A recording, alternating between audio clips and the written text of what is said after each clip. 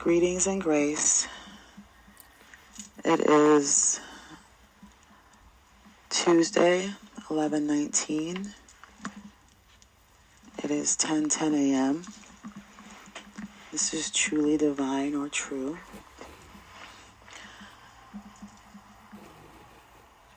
To my divine family within this universe, within this realm, and other realms, I am grateful for you, for your presence, your support, your energy, and your love. My spirit guides, my angels, archangels, my ancestors, I know that you're with me and I appreciate you for that. I'm grateful for the breath of every day. I'm grateful for life. I am grateful for the opportunity to live another day. I'm grateful for all I have and what I've achieved. And I'm grateful for the opportunity to look forward to continuing to work on making myself better than I was yesterday. I am grateful for this present moment. I am grateful. This episode is about shadow work. And there are going to be subsequent episodes that will be about shadow work, because in order for me to truly begin to move forward at this point in my life, I need to do this. This has been probably a long time coming, especially between episodes. And I've been fearful. I think fearful of truly looking into the past and having to face how that past affects me right now, and the potential it may have to affect me in the future. And this episode is challenging because this shadow work is about my dad. I haven't not spoken to my dad in probably over 10 years. I think the last time I actually talked to him was, 2008, maybe 2009. So it's been a while. It's been like a long while. And I guess I should start off saying that this is not like an attack on you, Dad. Wherever you are, I do hope that you are living your life and things are going well for you. But at the end of the day, I love you. You're my dad. You brought me into this world, and I am truly, truly grateful for the ability to be able to exist, and to be able to live in this life. But I don't like you, and that's a truth, and I have to know that my speaking my truth,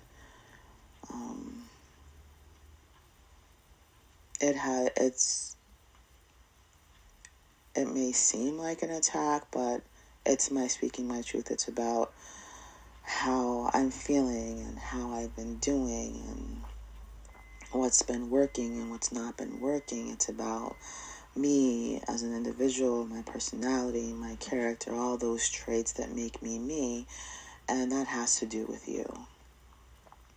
So,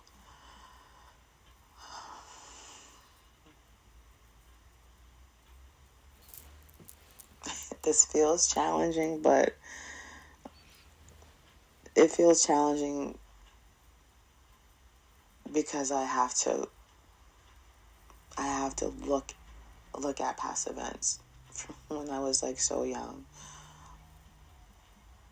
But at the same time, I guess it's not challenging where I feel like it could possibly flow.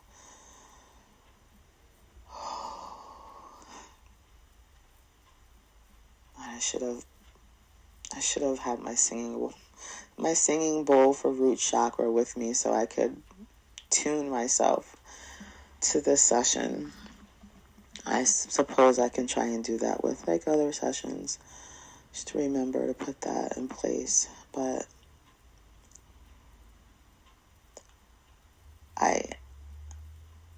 as your daughter, I feel like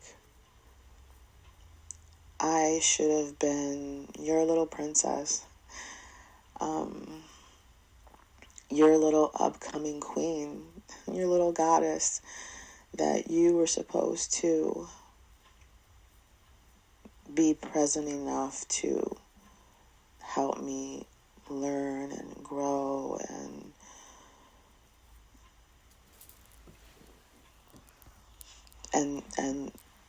see all things new in the world. And I feel like what you ended up doing was stifling my growth as a person, as an individual person, as a little girl, as a growing young woman.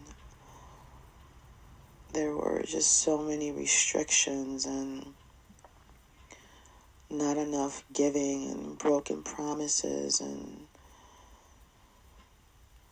not enough time spent, not enough I love yous and saying good morning and good night, and there weren't enough hugs and too many instructions and directions and demands and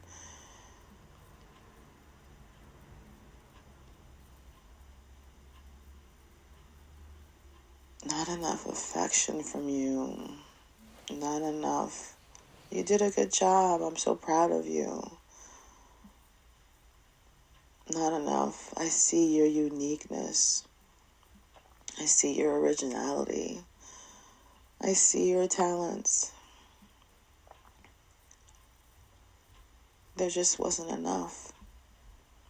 And because there wasn't enough, I know now that I have gone through life feeling like I wasn't enough. I wasn't acknowledged. I wasn't seen. Nothing was reciprocated.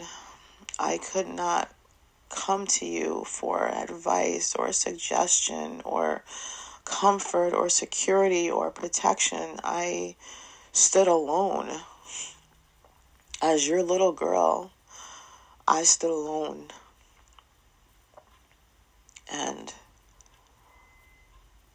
as a result of that, I have stood alone in my growth.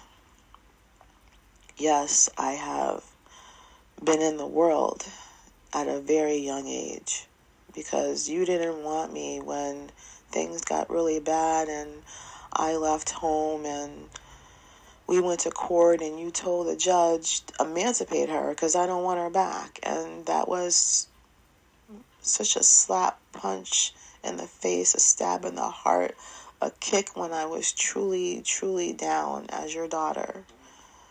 And the pain that I felt, I can remember that. I can still feel that. I can feel the abandonment like it was yesterday.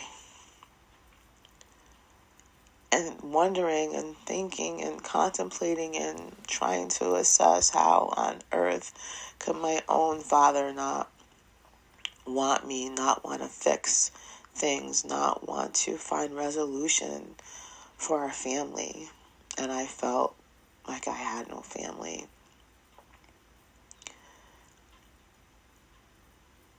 And if I go back further from that 15-year-old child who is now a 15-year-old adult, if I can go back further, and I remember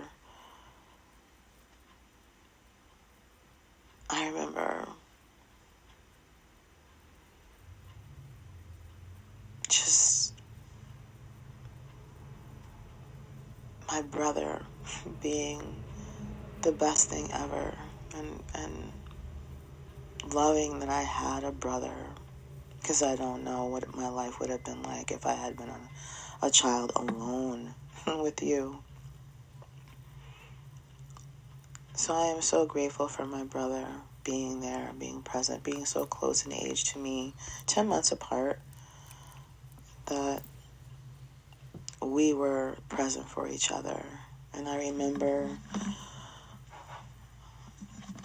us being so young, elementary school age young, second and third grade young, and playing together for hours and hours and hours, and having these moments where we'd have these really deep conversations that children should not have with each other, conversations children should not have, period, because children are meant to fly and dance and sing and be in this life free to express and explore and question.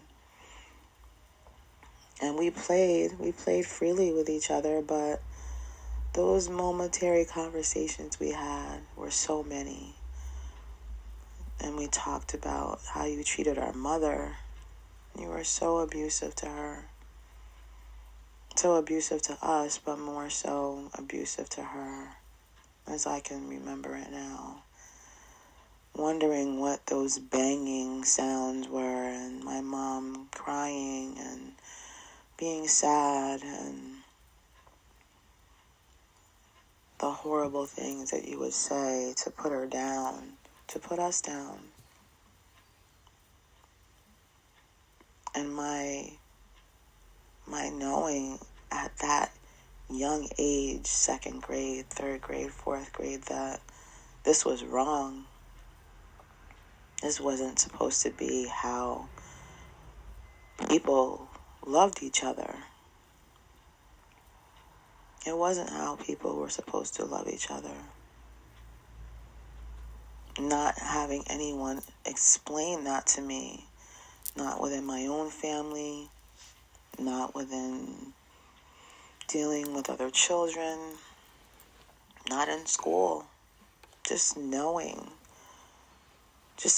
within myself that this was wrong, but not knowing how much those images and those sounds and those experiences and those non-experiences would affect me so deeply as an adult woman. I remember feeling like your promises were just so empty. We would want to go here and we'd want to go there, and you'd come waking up in the morning and we'd go nowhere. So we'd be stuck in our rooms playing separately, or coming together, or playing, and having to settle for that, sheltered in the house or in our backyard, but sheltered.